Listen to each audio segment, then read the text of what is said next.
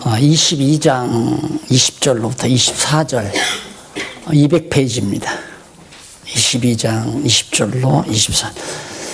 이 일 후에 혹이 아브라함에게 고하여 이르기를 밀가가 그대의 동생 나홀에게 자녀를 낳았다 하였더라. 동생 나홀에게 자녀를 낳았다.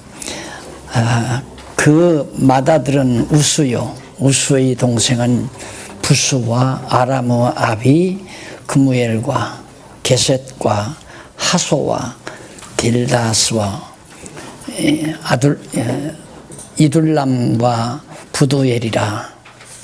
이 8사람은 아브라함의 동생 나홀의 처 밀가의 소생이며, 부두엘은 리브가를 낳았고, 나홀의 첩 루마라 하는 자도 데비와 가함과 다스와 마가를 낳았더라.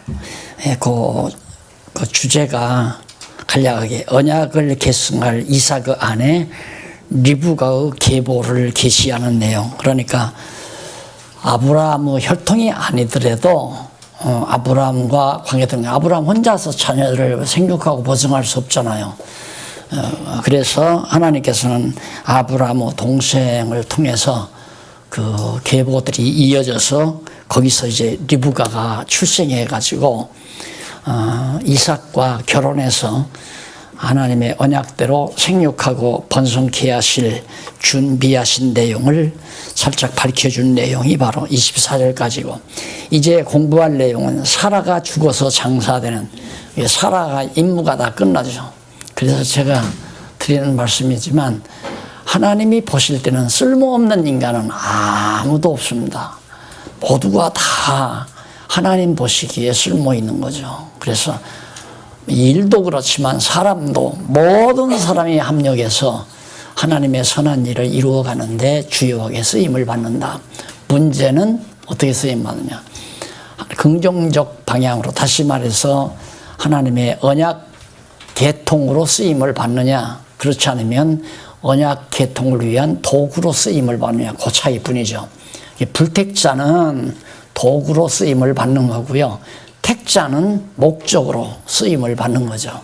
그러니까 하나님의 택한 백성이 얼마나 위대하고 귀한 은총을 받았는가를 알 수 있죠. 그런 의미에서 모든 사람은 다 택한 백성을 위한 존재들이다. 모든 사람은, 불택자들 특히. 그래서 택자가 그렇게 많지 않다 하더라도 아브라함, 이삭의 후손은 다른 이스마엘의 후손에 비하면 아무것도 아니잖아요. 그 이전에 야벳이나 함의 후손에 비하면 더 말할 것도 없고요. 하나님의 택한 백성은 노아의 후손 가운데서도 셈의 후손이고, 셈의 후손 중에도 아브라함이 바로 영원한 언약을 맺으실 언약 대통으로 그렇게 선택을 받은 자죠. 그러니까 선택받는다는 것이 하나님의 특별한 은총이라는 걸 알 수 있습니다. 사라가 죽는데, 장사되는데 먼저 사라의 장지를 물색하는 대목이 창세기 23장 1절로 11절에 나옵니다. 그 무덤이 뭐가 그렇게 중요한가? 매우 중요하죠. 왜 그러냐면 조상의 무덤으로 다 들어가요. 그러니까 아브라함 조상의 무덤에 같이 들어간다고 하는 것은 언약 계통의 계승자라고 하는 의미와도 같습니다.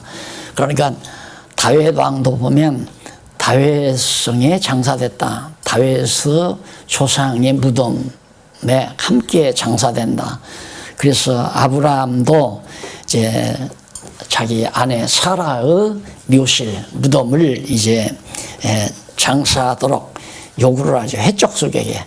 그러니까 가나안 족속 가운데, 가나안 족속이 7족속인데 7족속 중에 특히 해족속들이 이제 헤브론에 차지하고 있다면 헤브론을. 그래서 이제 아브라함이 헤브론에게 요구를 하는 거예요. 사라가 127세를 살았으니 이것이 곧 사라의 형년이라. 이게 사라가 향년, 그러니까 사는 연한. 이제 127세 이게 이제 하나님께서 정해놓으신 사라의 생애란 말입니다. 그 정해놓은 건 사라의 임무가 다 끝날 때죠. 그건 뭐냐면 이삭을 낳아서 이삭이 정말 장가들 나이가 될 때까지. 예, 이삭이 장가들 나이가 되면 어머니가 없어도 상관없잖아요. 그러니까 앞에서 이삭이 장가들어서 아내 될 사람이 계보가 소개되고 나서 그 다음 이제 안심하잖아요. 이삭이 이제 장가 가게 되면 자녀들을 낳게 되니까. 그래서 하나님께서 이제 리브가를 불러들이는 겁니다. 다시 말해서 하나님께서 그 수명을 정해서 불러가신다. 따라서 하나님의 택한 백성뿐만 아니라 모두가 다 하나님의 정하신 기간이 있잖아요. 삶의 기간이. 그 기간은 하나님이 쓰시겠다는 거거든요.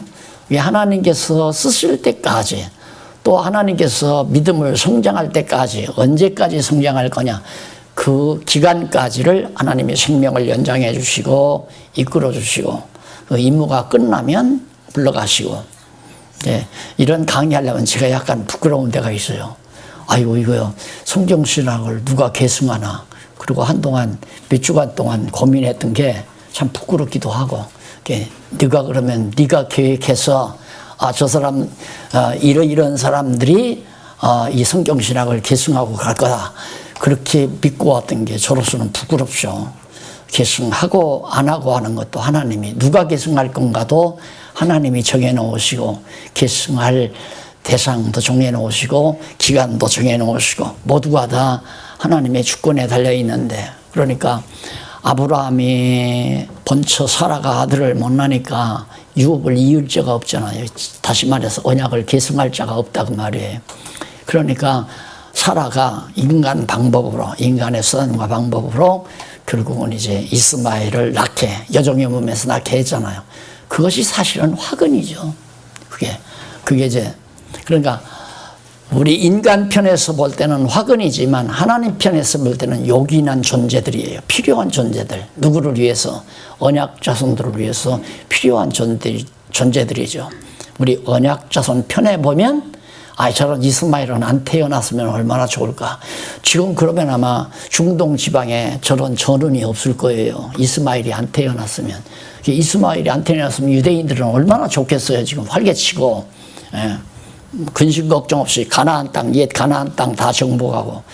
그런데 이스마엘 족속들이 와서 일부 가나안 땅 정복하고, 그래서 이제 시나이 반도 쪽으로 이스라엘 백성들이 점령하다 보니까 아주 치열하게 지금 또 땅 뺏기 싸움을 하잖아요. 막 옹벽을 쳐놓고 사람 죽이고 살리고 철조망 쳐놓고, 이런 어려움이 이스마엘이 태어난 결과로 왔기 때문에 이삭의 입장에서는, 그러니까 사라의 입장에서는 이스마엘이 안 태어났으면 좋았지만 하나님 입장에서는 꼭 태어나야 될 필요한 존재예요.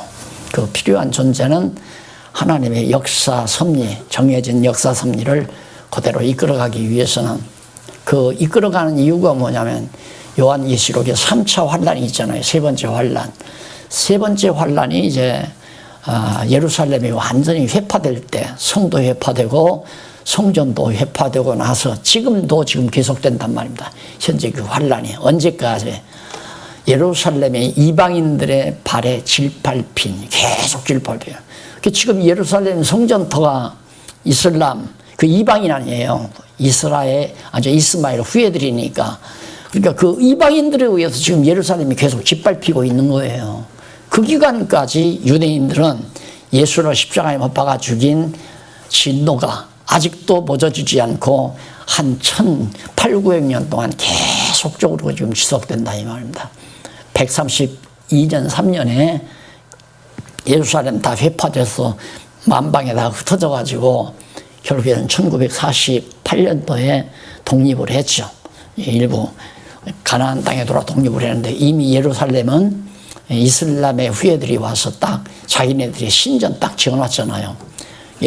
지붕에 이 둥근 거 있죠? 그게 이제 예루살렘 솔로몬의 성전이 아니에요. 솔로몬의 성전은 이 둥근 거 없어요. 그 이슬람 종교, 그 이제 이스마엘 후손들이 세우는 종교입니다. 그래서 그들도 구약 성경을 자기네들의 그 종교의 경전으로 구약 성경을 받아들여요. 특히 오경 같은 거. 그러니까 유대인도 구약 성경이고 이슬람도 구약 성경이고 기독교만 이제 구약에다가 신약 성경을 지금 더하고 있는 거죠. 그 사람들은 신약은 완전히 그건 성경으로 인정을 안 합니다. 자, 그것이 이제 지금의 우리 역사 현실인데 그것만 봐도 이게 아브라함과 이스마엘 또 이삭, 사라와 하갈과의 관계에서 이삭이 나오고 이스마엘이 나왔다는 게 역사적인 현실로 우리의 눈으로 보잖아요. 그래도 사람들이 안 믿는다니까. 성경을 역사적인 실제 사실인 하나님의 말씀으로 받아들이질 않는다 이 말이에요. 너무도 분명하게 다 보여주는데. 그런데 이제 아브라함이 결국은 사라를 통해서 이삭을 낳아서 이삭을 통하여 이제 계승하도록 다 성장해서 장가갈 신부의 족보가 소개된 다음 바로 사라가 죽음을 맞이하게 돼요. 그래서 햇사람 묘실에 바로 아브라함이 자기 아내 사라를 장사합니다. 그리고 나서 7절로 11절에 보면 23장 7절로 11절 203페이지죠. 아브라함에게 밭주인이 값은 안 받고 매장을 허락을 합니다. 그 햇사람이 묘실, 그때는 묘실이 이제 굴이니까, 바의 굴이니까 이 굴이 있는 밭을 아브라함이 살려고 그랬어요. 자기 소유로. 왜냐면 자기는 땅이 하나도 없잖아요. 하나님이 앞으로 가나안 땅 다 준다고 언약은 했지만 자기 소유의 땅은 하나도 없단 말입니다. 그러니까 묘실이라도 자기 땅을 가지고 싶었던 거예요. 그러면 지금 며느리를 얻기 위해서 조금 있으면 이제 하란으로 갈대아우르로 사람을 하란으로 보내는 거거든요. 사람을 가서 하란에 가서 이삭의 아내를 구해오라고.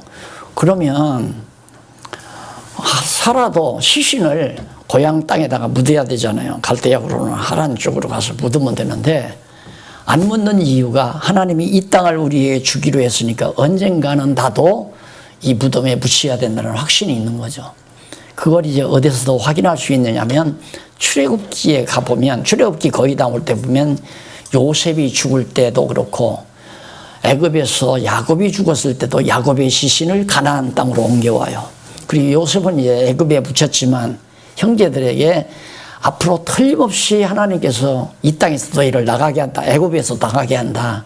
그때 내 유고를 여기다 그냥 애굽 땅에다 놔두지 말고 반드시 날 데려다가 조상의 무덤에 같이 묻어달라. 그 부탁을 해요. 그러니까 그만큼 이제 믿음이 커나는 거죠.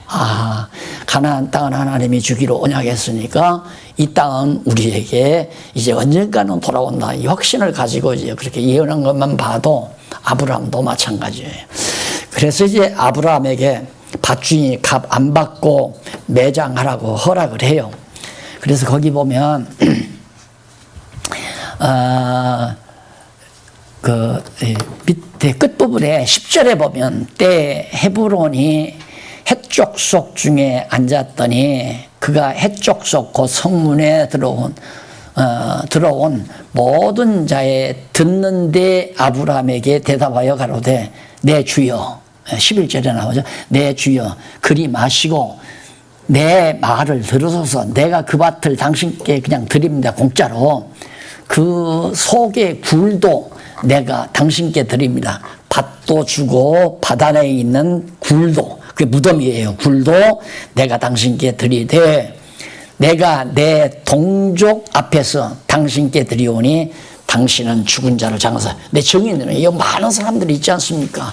이 많은 사람들을 보는 앞에서 내가 이렇게 분명히 약속하니까 걱정하지 말고 땅에 묻어라. 그거 얼마나 좋아요. 그런데 23장 12절로 15절 보면 밭값을 받으라는 아브라함의 말을 헤브론이 거절합니다. 나 그 공짜로 안 한다. 돈 주겠다 이거 말이에요. 그러니까 나중에라도 내가 돈 안 받고 빌려준 거다 내놔라 하면 뼈골 옮겨야 되잖아요. 그러니까 아브라함은 기어코 돈을 주려고 그랬어요. 근데 그걸 거절해 주고도 안 받겠다고. 거기 보면 14절. 14절에 보면 에브론이 아브라함에게 대답하여 가로되 15절 내 주여 내게 들으소서 땅값은 은 400세겔이나 되지만은 나와 당신 사이에 어찌 교계하리까? 주고받고 거래를 합니까? 나 안 받습니다. 당신의 죽은 자를 그냥 장사하십시오 라고 그렇게 거절을 하여, 그러니까 16절 20절 보니까 23장 밑에 아브라함이 말대로 땅값을 에브론에게 주고 장사를 합니다. 굳고 사양하고 거저준다는데도 거저. 그래서 아브라함이 공짜로 아내를 무덤에다 장사하는 게 아니라 돈을 치르고 거기에 장사를 한 거다. 자기 소유로 만들어버린 거예요. 그래서 완전히 자기 소유 안에다가 바로 아내 사라를 장사 지낸 내용까지가 바로 지금 소개된 20절까지의 내용입니다. 그 다음 이제 24장에서 26장까지 넘어가 보면 한쪽 가로 2번이죠. 거기 206페이지 중간에 보면 언약 계승의 시련입니다. 그러면 아까 말한 대로 이삭이 다 컸어요. 장가고 가게 돼 있어요. 그러니까 어머니 사라는 죽었어요. 임무 다 끝났죠. 다 켜놨으니까. 이제 하나님께서 언약하신 대로 이삭에게 아브라함의 언약을 계승시켜야 되잖아요. 그래서 그 언약 계승을 실현하는 내용이 24, 25, 26장이에요. 자, 이렇게 성경을 의미 중심으로 줄기를 잡으니까 쉽게 파악되잖아요. 아주 잘 내용이 연결이 되어 있고요. 그런데 그걸 모르면 금방 얘기하다가 또 뭐 리브가의 뭐 족보를 얘기하다가 또 당장 무슨 장사 지내는 얘기가 나오고 또 뭐 이삭에게 언약하는 애 막 횡설수설 내용이 막 나오는 거죠. 앞뒤가 안 맞고. 그런데 의미를 파악해 보니까 앞뒤가 안 맞은 게 아니라 앞뒤가 딱딱 들어맞잖아요. 그래서 의미 분석이라는 것이 성경을 하나의 논리체계로 관통하는 중요한 핵심 연구 주제였다. 성경을 성경대로 볼 수 있었던 것은 내용 분석이 아닌 의미 분석으로 보았다는데 바로 그 열쇠가 달려있다는 걸 쉽게 알 수 있습니다. 자, 그러면 24장에 보면 이삭이 아내를 맞이합니다. 그럼 이삭 장가간 것을, 아내 데려다가 장가간 것을 우리가 지금 읽어야 될 이유가 뭐예요? 안 그래요?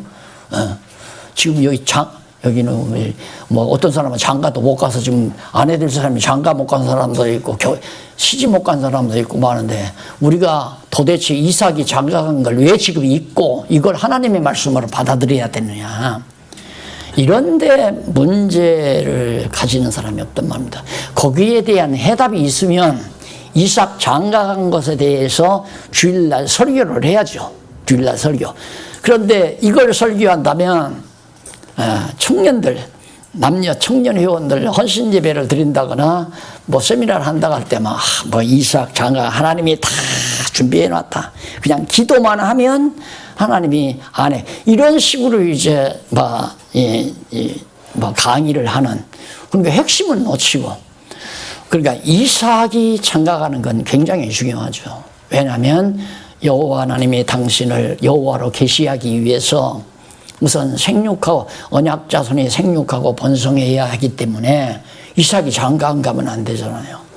그래서 이삭이 장가를 가게 되는 거, 장가 가도록 하는 내용이 24장 한 장에 기록되어 있어요. 근데 장가 가는 것도 기적적으로 가게 하잖아요. 아주 기적적으로. 종이 리브가를 대면하게 되는 내용이 24장에 나와요. 아브라함이 이제 아내를 장사하고 나서 이제는 며느리를 봐야 되겠다는 생각이 있을 거 아니에요. 그래서 자기 종을 불러들여서 여봐라, 너는 내 친척 고향집에 가가지고 우리 이삭의 아내 될 사람, 며느리 될 사람을 네가 찾아 만나서 데리고 오너라. 종한테 무조건 고향으로 보내는 거예요. 그 내용이 1절로 9절에 보면 아브라함이 종에게 이삭의 아내를 구하라고 당부합니다. 답답하죠. 종이 가서 어떻게 당장 아내를 결정해서 데리고 옵니까? 시아버지가 오케이, 이 여자가 된다. 가서 여자를 한 100명 데려와 봐라. 그 중에서 내가 고를 테니까 이러면 모르지만 네가 가서 안에 가서 데리고 와라 이거예요. 그렇게 종으로서는 답답한 거죠. 막연한데 누가 누군지도 모르는데. 그래서 이제 이 종이 아내를 구하러 갑니다. 그래서 10절로 14절에 보면 209페이지에 나오죠. 종이 나홀 성 밖 우물 곁에서 정한 자 만나기를 구합니다. 이 종도 지혜로워요. 나홀 아브라함의 동생 아니에요? 동생에 살고 있는 그 성에 가가지고 성 밖에 우물이 있는데 이 우물 곁에만 있으면 물길러 나오는 아가씨들이 있을 거다라는 생각으로 하나님 앞에 이제 역시 미리 이제 기도도 하죠. 그래서 거기 보면 이 사람이 이제 얘기하는 걸 보면 11절에 그 나홀 성에 이르러서 그 11절에 보면 그 약대를 성박 우물 곁에 굴렸으니 성박 우물 곁에다 굴려놓고 저녁 때 여인들이 물을 길러 나올 때였더라. 그가 가로되 우리 주인 아브라함 하나님 여호와여, 여호와께 기도를 해요. 예, 지혜가 온 거죠. 여호와여, 원컨대 오늘날 나로 순수하게 정말 쉽게 어렵지 않게 순적히 이삭의 아내 될 여자를 만나게 해 주십시오. 나의 주인 아브라함에게 은혜를 베푸시옵소서. 나의 주인 아브라함이 지금 며느리 보기를 간절히 사모하고 있사오니 오늘 저녁 때 내가 이 우물 곁에 있는데 무사히 이삭의 아내 될 여자를 만나게 해 주십시오 하고 이제 13절 성중 사람의 딸들이 물길로 나오겠사오니 내가 우물 곁에 섰다가 한 소녀에게 여자에게 이르기를 청컨대 너는 물 항아리를 기울여 나로 마시게 하라 하리니 그의 대답이 마시라 내가 당신의 약대에게도 마시우리라 하면 그는 주께서 주의 종 이삭을 위하여 정하신 자로 내가 알겠사오니 그렇게 해 주십시오.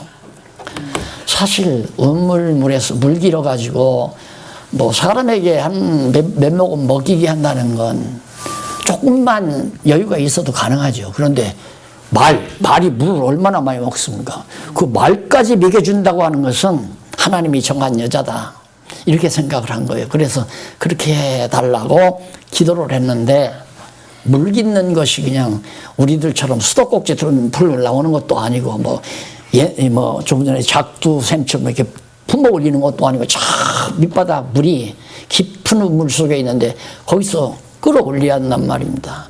그게 힘든 작업인데 그렇게 하겠습니다 했는데 하나님께서 기가 막히게 그렇게 만나더라고요. 그래서 순적히 아주 순수하니 아주 순조롭게 잘 만날 수 있게 해준 겁니다. 그것이 15절로 27절에 나와요. 종이 리브가를 만나 환대를 받고 사례를 하며 찬송합니다. 종이 그 아브라함의 종이 마침 있는데 정말 한 여인이 온단 말이야. 물을 길러. 그래서 거기 보면 말을 마치지 못해서 말이 끝나기도 전에 리브가가 물항아리를 어깨에 메고 나오니 그는 아브라함의 동생 나홀의 아내 밀가의 아들 부두엘의 소생이라. 앞에서 족보 나왔죠? 정확하게 나오잖아요. 그러니까 하나님께서 미리 이삭의 아내를 준비해 놓고 그 이삭의 아내를 만날 수 있도록 바로 소원을 누구에게 주느냐? 종에게 주어요. 이렇게 물을 길러 나온 여자에게 물을 달라 하면 자기에게도 먹이고 자기가 타고 간 말에게도 물을 먹이는 여자가 하나님께서 만나게 하는 순수하게 아주 쉽게 손쉽게 만날 수 있게 하는 대상이라고 그렇게 정하고 했는데 하나님이 그대로 이루어 주시잖아요. 그래서 이제 이 여자를 만났는데 여자가 이제 종이 이렇게 여차여차해서 아브라함이 보내서 왔다 할 거 아닙니까? 그렇게 너무 좋아가지고 또 시집도 가게 생겼고 그러니까 가가지고 이제 자기 아버지한테 가서 얘기를 했어요. 집에 들어가서. 그러니까 당장 내려오라고. 이렇게 데리고 갔어요. 종이. 그래서 종을 만나서 자초지종 아브라함의 가나안 땅에 가서 여차여차 지나온 과거도 얘기하고 자기가 온 목적도 딱 얘기를 해서 나로 하여금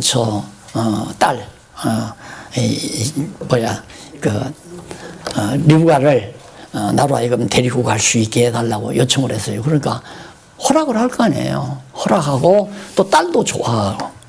그렇게 해서 이제 무사히 리브가를 종이 만나서 데리고 가려고 하는데 되어진 일도 다 얘기하고 여차여차해서 내가 이 성 밖에 나와서 말을 거기다 무릎 꿇게 해놓고 제일 먼저 나오는 여자에게 이렇게 요청을 해서 하면 하나님이 보내신 자로 알고 했는데 이렇게 딱 리브가가 오자마자 이렇게 다 나에게도 물도 먹이고 말에게도 물을 먹이고 그랬습니다. 자초지종 다 얘기하니까 알 거 아니에요. 아, 이건 틀림없이 하나님께서 여호와 하나님께서 그렇게 하신 거다. 그래가지고 이제 두 번에 보면 두 번째 동그라미 안에 2번에 보면 리브가와 함께 어디로? 바로 이제 가나안 땅으로 아브라함이 있는 데로 돌아오게 되죠. 신부를 구해가지고 이제 종이 오는 겁니다. 그래서 28절로 33절에 보면 라반이 소식 듣고 우물로 달려가 종을 집으로 영접해 드립니다. 그러니까 이건 처음에 리브가를 만나가지고 리브가를 통해서 라반이 소식을 듣고 가서 종을 자기 집으로 영접하는 내용이에요. 그래서 결국은 이제 리브가를 데리고 다시 돌아오는 내용이죠.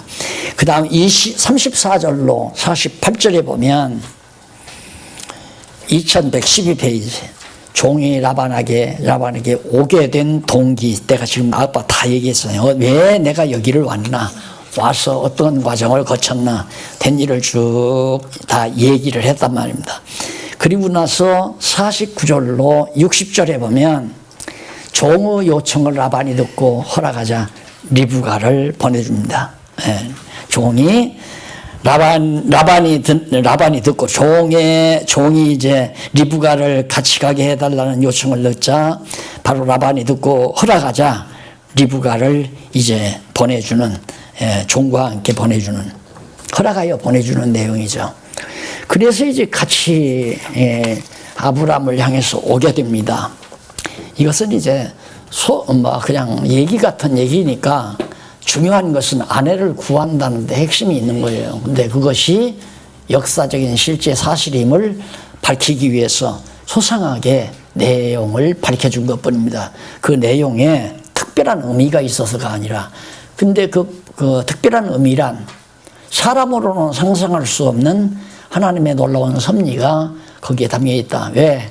미리 리브가를 출생케 만들어 놓고 공교롭게 아브라함의 종이 가서 정말 우물가에서 기가 막히게 리브가를 만나 이삭의 아내로 데려오게 하시는 하나님의 놀라운 섭리. 여기서 이제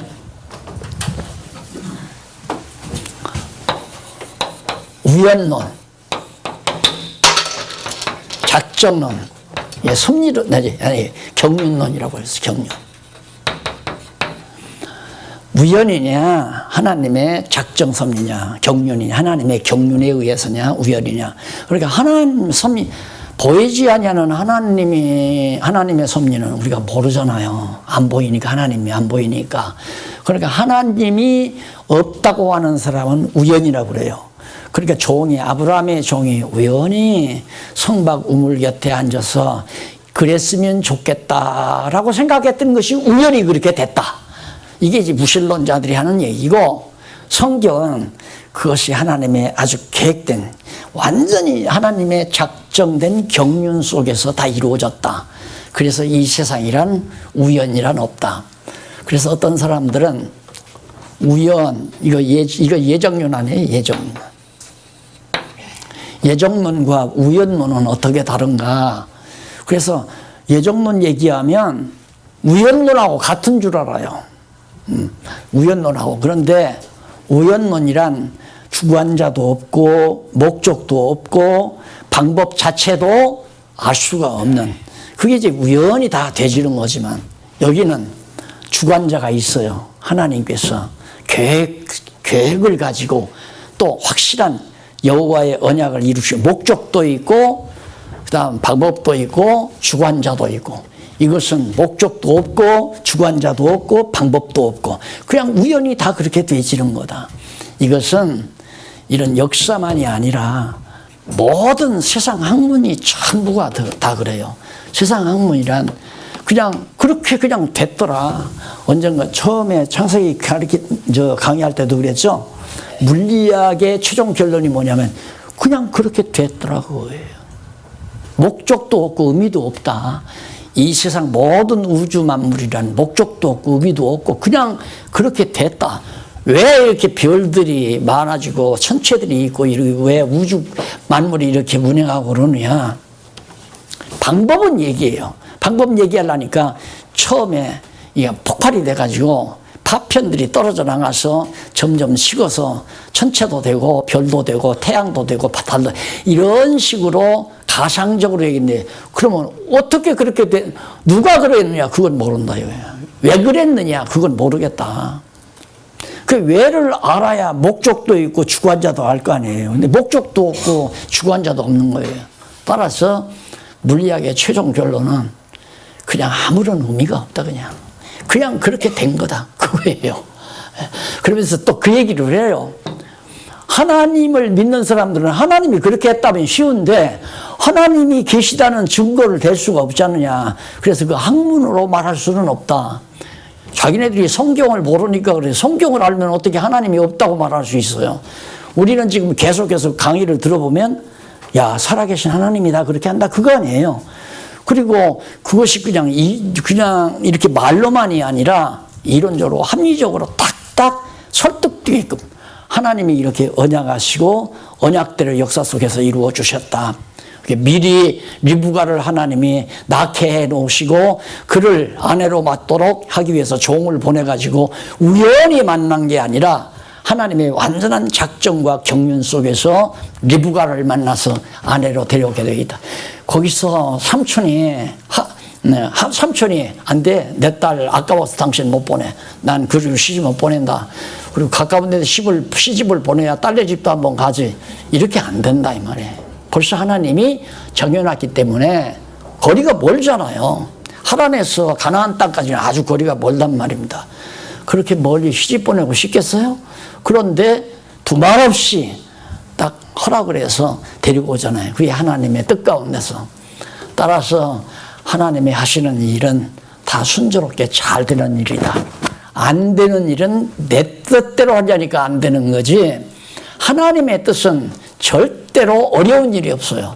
하나님의 뜻은 잘 순탄하게 아까 순적히 이루어달라고 그랬죠. 하나님의 일은 잘 순수하게 잘 이루어져 간다.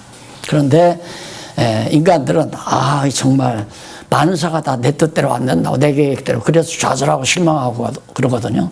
그러니까 성경을 알고 나면 자기의 계획을 세운다고 하는 것이 얼마나 어리석은 일인가를 알게 되죠. 자기의 계획을 세운다는 것이.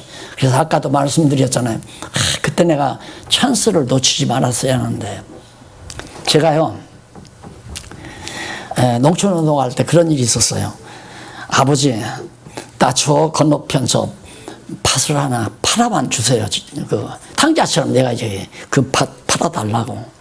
왜냐하면 그 밭을 팔아서 익산 부근에 마지막한 번덕이 있어요. 그게 한 6만 평 된다고 그러더라고요. 알아보니까 그걸 살 수 있어요.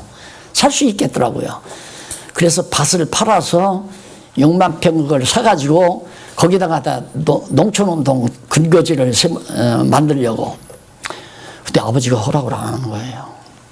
그때 허락했으면 나는 거기 가서 이제 6만 평 그걸 딱 해서 그 다음 이제 금강 수로가 만들어졌잖아요. 익산 그 들판으로. 그 수로 끌어올려서 완전히 비옥한 논 6만 평이 되는 거죠. 논 6만 평이면 그 거부하네, 농촌에서는.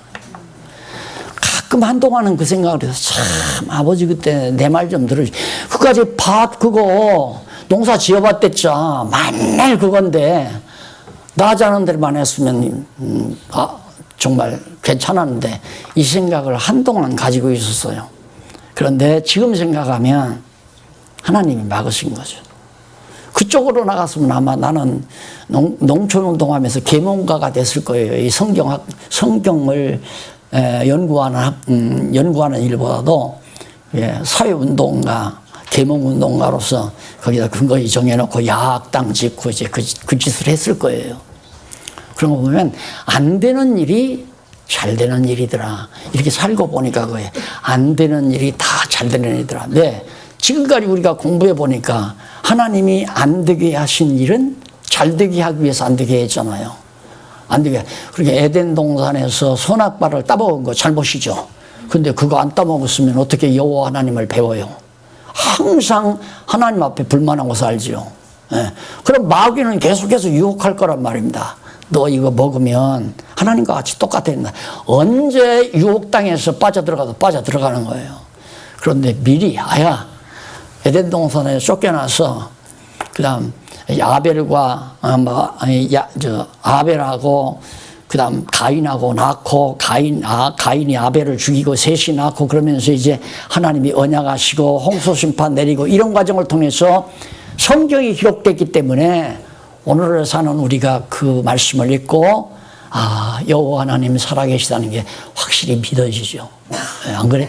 그런 사건이 없으면 하나님 여호와 우리 에덴 동산에 그냥 살았으면 하나님께 불만하고 감사도 없고 하나님 여호와 깨닫지도 못하고 이래서 하나님은 안 되게 했다가 되게 하는 것. 아브라함에게도 아들 못 낳게 했다가 아들 낳게 하는 거 다 똑같은 얘기죠.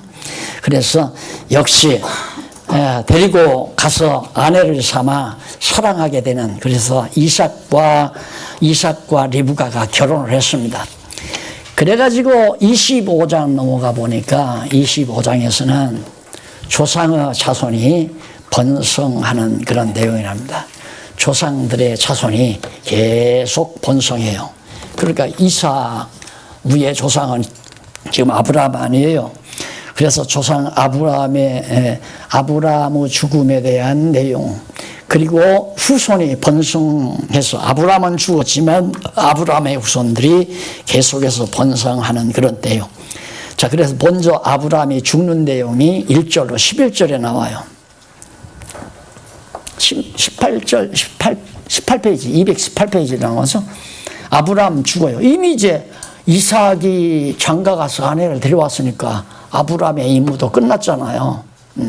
물론 장가 간 다음에 사라도 죽고 아브라함도 같이 죽어도 되지만은 그러지를 않고 사라는 먼저 가고, 왜? 아브라함으로 하여금 장지를 사서 아내의 무덤을 먼저 만들어 놓고 그 다음 아브라함 자기도 그 옆에 가서 묻히려고 하나님께서 그렇게 시기를 배려해서 해놓으셨단 말입니다. 이걸 가지고 예를 들어서 아브라함은 아내가 먼저 죽었습니다. 권사님들 먼저 장로님들보다 가셔야 됩니다. 이거 맞잖아요. 성경대로. 그런 식으로 하면 안 된다는 얘기죠. 그걸 말하려고 하는 게 아니라 만성 하나님의 정하신 뜻대로 뜻을 이루기 위해서. 그러니까 가나안 땅 가는데 땅 안 사고 아브라함이 먼저 죽어버렸으면 사라가 어떻게 처치하겠어요. 그러니까 하나님께서 사라 먼저 부르셔서 무덤 다 만들어 놓고 그 다음 아브라함을 그 다음 부르셔서, 왜? 이삭 장가 간 다음 이제 이삭이 자라나서 아들 딸 낳고 번성하게 돼 있으니까, 그래서 이제 조상들의 아들들이 번성하는 내용이 나오고, 이쪽 7절로 11절에 보면 아브라함이 죽어 산 밭에, 해적 속에 산 돈 주고 샀다고 그랬잖아요. 공짜로 하라는데도. 그래서 그 밭에 장사하고 이삭이 복을 받습니다. 아버지 어머니가 다 세상 뜬 다음에 이삭이 아버지의 복을, 언약을 계승해 가는 거죠. 아버지의 복을. 그래서 거기에 아브라함의 향년이 175세요. 5세라. 그가 수가 높고 나이 많아 기운이 지나여 죽어 자기 열조에게로 돌아가매 그 아들 이삭과 이스마엘이 그를 마므레 앞 해쪽 속 소아르 아들 헤브로노 밭에 있는 막벨라 굴에 장사하였으니 이것은 아브라함이 해쪽 속에서 산 밭이라. 이제 완전히 아브라함의 소유가 된 거예요. 아브라함과 그 아내 사라가 거기 장사되니라. 아브라함이 죽은 후에 하나님이 그 아들 이삭에게 복을 주셨고, 이삭은 부엘라 헤로이 근처에 거하였더라. 하나님께로부터 언약을 계승받은 거죠. 복을 받았다는 건 언약을 계승받았다는 얘기입니다. 그러자 창세기 25장 12절로부터 34절에 보면 후손이 번성해서 살아갑니다. 아브라함. 하갈의 아들 이스마엘의 후예들이 그 위에 나오잖아요. 왜냐하면 이스마엘도 많은 민족이 된다고 하는 걸 얘기해요. 여러 왕이 난다. 많은 왕도 나오고 많은 나라가 이루어진다. 그런데 이스마엘 후손들로 하여금 지금 현재도 봐도 많은 민족들이 있잖아요. 아까 말한 파키스탄, 아프가니스탄, 그 다음 그 이후에 이란, 이라크, 쿠웨이트라든가, 그 다음 아라비아 이쪽이라든가, 인도 일부 인종이라든가, 이게 다 아브라함의 후손, 즉 이스마엘의 후손들의 혈통이 다 거기에 배 들어간 거란 말이야. 이 혼혈을 통해서. 그러니까 하나님께서 아브라함에게 언약하신 대로 이스마엘도 번창을 해야 돼요. 그래서 늘 여기도 강조했을 겁니다. 악인도 악한 날에 적당하게 쓰시기 위해서 그렇게 구체적으로 언약의 수천 대 이르는 언약의 혈통은 아니지만 이 땅 위에서 하나님이 쓰시려고 번창하게 하신 이스마엘 후손도 번창하고 있다는 것을 거기서 말하고, 그래서 이제 그 25장 19절로 26절에 보면 이삭의 후예로 이삭아 낳았는데 아내 리브가가 쌍태를 낳아요. 야곱과 에서를 낳아요. 자, 사라는 애기 하나도 못 낳았는데 아브라함의 며느리는 아기를 또 쌍둥이를 낳아요. 그래가지고 이 쌍둥이를 낳은 것 때문에 아까 에돔 얘기했죠. 이게 홍해바다예요. 이게 홍해바다고, 그다음에 이게 이게 사해바다고, 이건 홍해고, 이거 지중해고, 이건 사해고, 이건 홍해바다고. 그러면 이제 요단강에 있고 갈릴리 호수가 여기 있단 말입니다. 그러면 헤브론이 지금 이삭이 지금 여기 아브라함이 이 부근에 산단 말이죠. 살았는데 무덤도 요 부근에 가까이 있고. 그런데 쌍둥이를 낳았어요. 쌍둥이를 낳아가지고 이제 역사를 보면 야곱과 에서가 쌍둥이가 치열한 싸움이 벌어집니다. 뱃속에서부터 싸움이 벌어져요. 뱃속에서부터. 그래서 두 쌍둥이가 나왔는데, 그때 이제 넘어가서 25장 27절로 34절에 보면 에서가 떡과 팥죽을 먹고 야곱에게 장자 명분을 파는 대목이 나와요.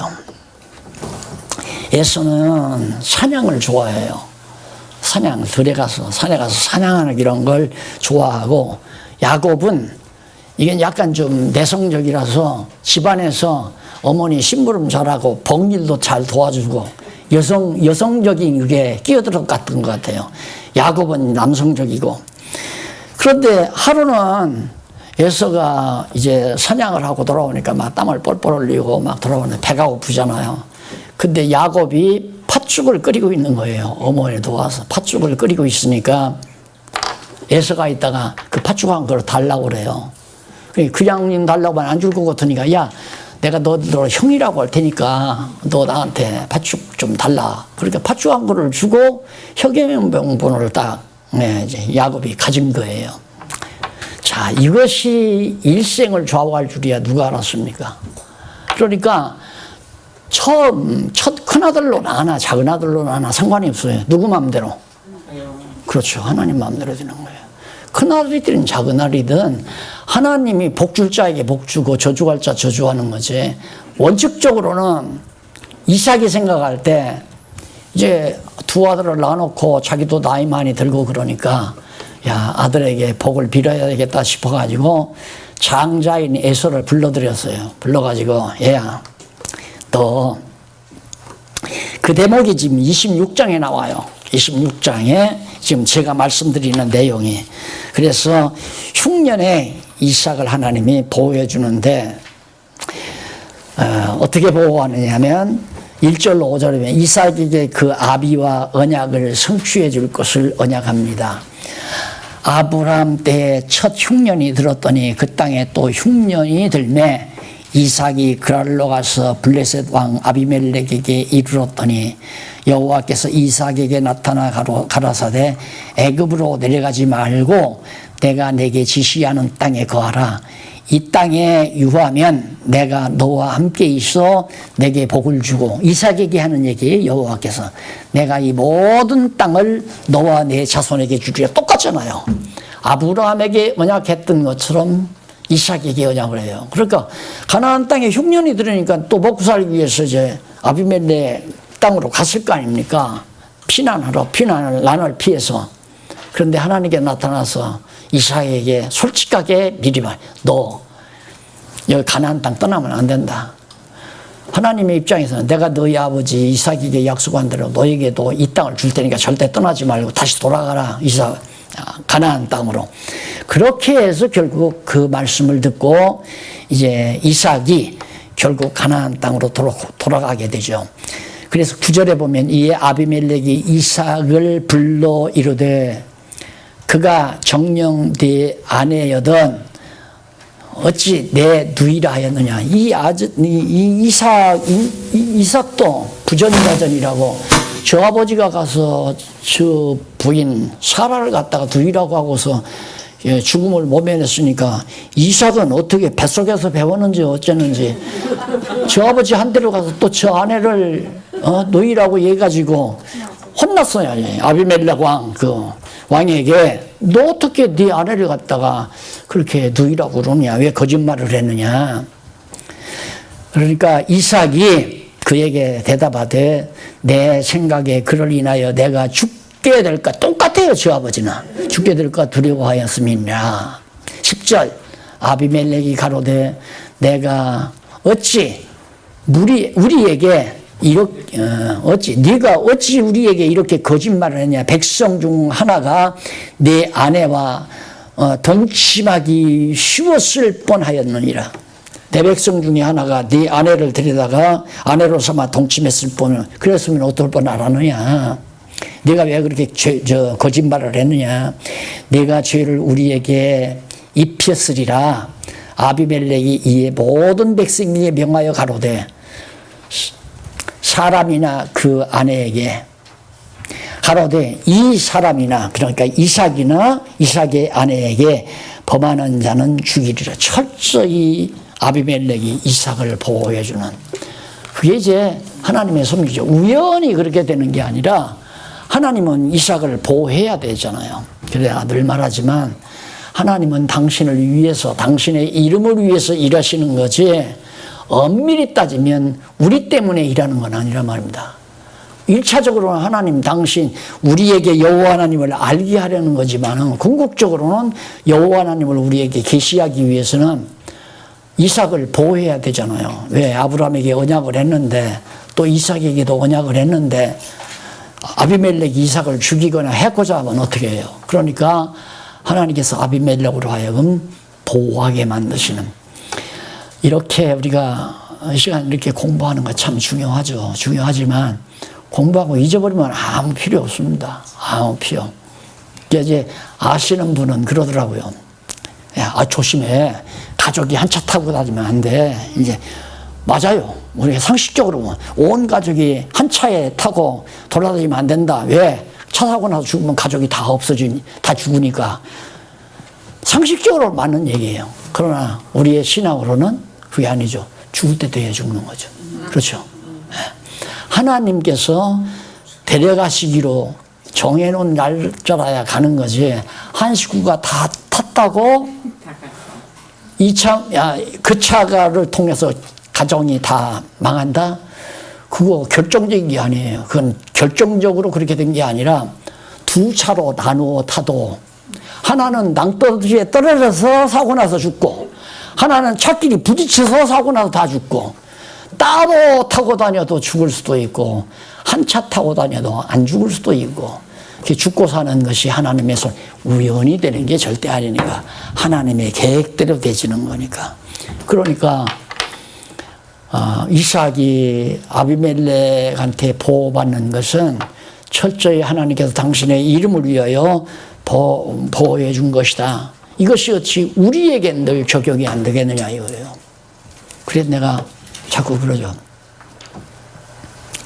하나님께서 이 귀한 보화를 2000년 역사, 기독교 2000년 역사 동안에 그렇게 모든 학자들이 알고 싶어 했고, 도대체 성경이 무슨 뜻인지를 알고 싶어 했고, 여기에 일관된 논리가 무엇인지를 찾으려고 숱한 서구의 그 대단한 석학들이 일평생 머리가 허옇도록 연구실에 들어앉아서 연구해서도 찾아내지 못했다 이 말이에요. 그걸 제가 확인했잖아요. 모르겠더라. 이것이 우리 서구신학의 한계다. 이 서구신학의 그 언저리 빨아서 한국교회 무슨 한국의 신학자? 다 서구신학자들의 그 영향권 안에 있는 사람들이 아무것도 들으면 속상하겠지만 저 새끼 교만하려고 하겠지만 나는 내가 교만해서가 아니라 이 성경이 너무 분명하니까 말도 되지도 않는 이론을 가지고 한국교회에서 지금까지 교회를 해온 거예요. 이게 성도들은 모르니까 아니 목사님 뭐 대학 나오고 뭐 신학교도 나오고 외국에 가서 유학도 하고 돌아오는데 오죽이나 잘하랴. 그리고 믿고 그냥 다 맡긴 거예요. 죽고 나서 하나 잡아다 주시오. 그러다 보니까 됐는데 요즘 사람들은 영접하잖아요.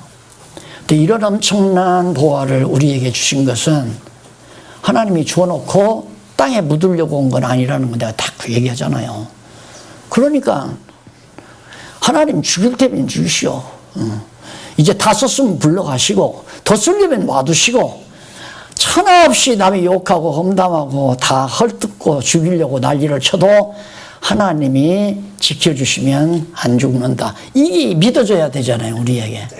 그래서 내가 우리들이 보화를 간직하고 있다는 건 매우 중요합니다. 하나님이 보화를 주실 때에는 뜻이 있어서 줬을 거 아니겠어요. 믿고 살면 돼요. 그 다음 이제 마지막 거의 세 번째 보면 이주한 이삭을 보호하는 장면이 나오죠. 그래서 하나님께서 이제 이삭도 거부가 되게 하고, 이삭도 이제 거부가 되게 하고, 그랄이라는 골짜기에 가서 따로 이제 땅을 허락해 줘서 그랄 골짜기에다가 우물을 파고, 그때는 우물이 큰 재산이니까 물 없으면 못 살잖아요. 물론 지금도 그렇지만. 그래서 우물을 파고 거기서 이제 거주를 하는 거예요. 그래가지고 철저하게 아비멜렉이 이삭을 보호해 줍니다. 그리고 이제 골짜기로, 그랄 골짜기로 이주한 이삭을 하나님이죠. 또 보호하죠. 이삭을 보호하는 내용이 26장 23절로 35절까지 나타납니다. 한번 보십시다. 23절, 25절 보면 이삭이 브엘세바에서 언약을 받아 단을 쌓고 거주하죠. 자, 브엘세바에 딱 와가지고 단을 쌓아요. 그때는 이제 성전이 없으니까 돌로 제단을 쌓고 하나님 앞에 제사를 드릴 때거든요. 그래서 이삭이 거기서 브엘세바로 옮겼어요. 그러니까 그랄 골짜기에서 브엘세바로 옮겨갔더니 그 밤에 여호와께서 그에게 나타나 가라사대 나는 네 아비 아브라함의 하나님이니, 이게 나오잖아요. 내가 누군지 아는 네 아비 아브라함의 하나님이다. 그러니까 너희 아버지 아브라함에게 언약을 세운 하나님이다 그 말이에요. 네 두려워 말라. 또 겁나고 두려워하지 말라. 너희 아버지 아브라함의 하나님이다 내가. 그러면서 아브라함을 위하여 내가 너와 함께 있어 네게 복을 주어 네 자손으로 번성케 하리라 하신지라. 너 걱정하지 말라. 내가 너를 보호해. 왜? 너희 아버지 아브라함에게 내가 언약했기 때문에 너희 아버지에게 언약한 걸 이루기 위해서는 네 자손이 번성해야 돼. 그래서 내가 자손 번성케 할 것이다 하신지라. 이삭이 그에게 단을 쌓아 뭐라고 그래? 여호와의 이름을 불렀다고 하잖아. 여호와의 이름. 왜? 과연 언약대로 이루시는 여호와. 여호와란 말이 언약을 이루시는 하나님의 고유명사라고 그랬죠. 그래서 여호와의 이름을 불렀다. 왜? 언약대로 해주신다니까. 그리고 장막을 쳤더니 그 종들이 거기서도 우물을 팠더라. 가는 곳마다 이삭이 이제 그랄 골짜기에서도 우물을 팠고 여기서도 우물을 파서 거처하게 됩니다. 그렇게 언약하고 나서 26장 26절로 35절에 보면 이삭과 그랄 왕이 맹세 후 에서 아내들로 인해 근심하는 내용이 나옵니다. 자, 여기 이제 쌍둥이 낳았다고 그랬죠. 이삭이 야곱과 에서를 낳는데 에서의 아내들 때문에 골치가 아파요. 근데 에서는 나가지고 어떻게 했느냐. 막 자기 좋은 여자들, 함의 딸들도 막 자기 아내로 맞아들이고, 그러니 골치가 아프잖아요. 네, 그런 일이 벌어지는데 한번 읽어보십시다. 26절로 31절까지 보면 여호와께서 이삭이 아비멜렉과 화친할 것을 서로 맹세하게 하신 섭리를, 그러니까 이삭과 아비멜렉은 이제 다시는 서로 분쟁하지 않고 싸우지 않고 평화롭게 잘 살자, 그렇게 맹세하게 하도록 하나님께서 섭리하셨습니다. 그러고 났는데 이쪽 229페이지 중간에 보시면 문장 바꾼데, 문단 바꾼데 보면 32절로 33절 나오죠. 여호와께서 이삭의 종들이 판 우물에서 물을 얻자 세바라 이름하게 하신 섭리를 정말, 그래서 부엘세바 그러잖아요. 물이 나왔다 이거죠. 그러니까 물이 나온다는 것은 큰 복이죠. 그 지역, 그 사막지대와 같은 데서 물이 솟아난다는 건 오아시스와 같은 것 아니에요. 그러니까 자연이 이름을 세바라고 그렇게 불렀더라 하는 얘기가 나오고요. 그 다음 그 밑에서 5번째 줄 29페이지 34절로 35절 보면 여호와께서 헷족속의 딸들이 이삭과 리브가의 근심이 되게 하신 섭리를 계시하신 내용입니다. 그러니까 헷족속은 그건 함의 자손들이란 말입니다. 가나안 땅 한 족속이니까 헷족속, 함의 딸들 아니에요. 그런데 그 딸들이 이삭과 이브와, 그러니까 시어머니와 시아버지의 근심거리가 되는 거죠. 왜냐하면 거기 34절 성경 본문 한번 보실래요? 34절에 보면 밑에서 제일 밑에 줄 중간 조금 지나서 있습니다. 성경 본문 34절. 에서가 40세에 헷족속 부엘이의 딸 유딧과 헷족속 엘론의 딸 바스맛을 아내로 취하였더니 35절 그들이 이삭과 리브가의 마음에 근심이 되었더라.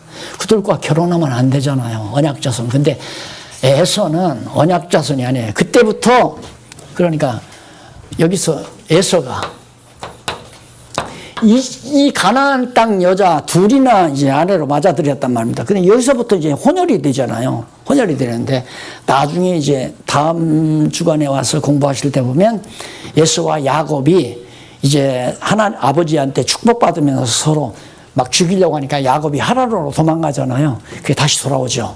그런데 이상스럽게 에서가 에돔 지역, 이게 이제 아주 험한 지역이거든요. 에돔 지역으로 쫓겨나고 이 땅은 야곱이 딱 차지하게 됩니다. 이래가지고 에돔이 그 다음 먼저 쫓겨난 누구하고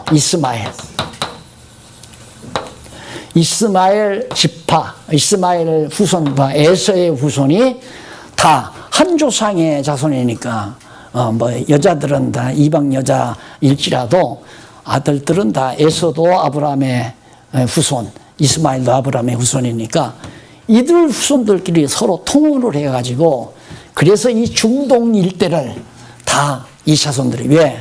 생육하고 번성한다고 하나님께서 언약을 했으니까 하갈의 자손에게도 했고, 에서도 마찬가지로 나중에 야곱이 복 받아간 이후에 아버지가 남은 것, 저주나 가까운 것처럼 저주에 가까운 복을 에서에게 해주잖아요. 그래서 살아가지고 그렇게 해서 이 민족을 언약대로 하나님께서 허락해 주신 대목을 다음 시간에 우리가 확인하게 될 겁니다. 자, 그러면 오늘 공부한 내용의 핵심은 결국 아브라함에게서 이삭에게로 언약이 계승됐다는 것이 확실하고, 그 언약이 실제로 역사상에서 이루어진 것이 그 당시도 성경의 역사상으로 이루어진 게 기록되어 있지만, 오늘 우리가 살고 있는 오늘의 현실 역사, 이 중동의 역사가 하나님의 언약대로 이루어진 사실을 아주 명명백백하게 오늘 우리들이 보고할 수 있도록 그렇게 하나님의 역사를 섭리한다는 것 기억을 하시면서, 나머지 장세기 앞으로 3시간만 더 하면 50장까지 다 마쳐지라고 생각합니다. 수고하셨습니다. 피곤한 시간에 기도하십시다. 자비하신 아버지 하나님, 살아계신 하나님을 우리가 정말 늘 하나님의 말씀을 볼 때마다 믿어지지 않을 수가 없습니다. 살아계심을 믿고 모든 범사 정하신 하나님의 뜻대로 이루어짐을 깨달아 지난 날을 후회하거나 미래를 걱정하지 말고 오늘을 되게 해주시는 하나님의 섭리에 감사하면서 항상 주를 찬양하고 주께 영광 돌리며 사는 슬기롭고 지혜로운 동역자들 또 종들이 되도록 인도해 주시옵소서. 진리 안에서 다시 만날 때까지 주의 평강이 함께 하시옵시기를 비오며 예수님 이름으로 기도드립니다. 아멘. 수고하셨습니다.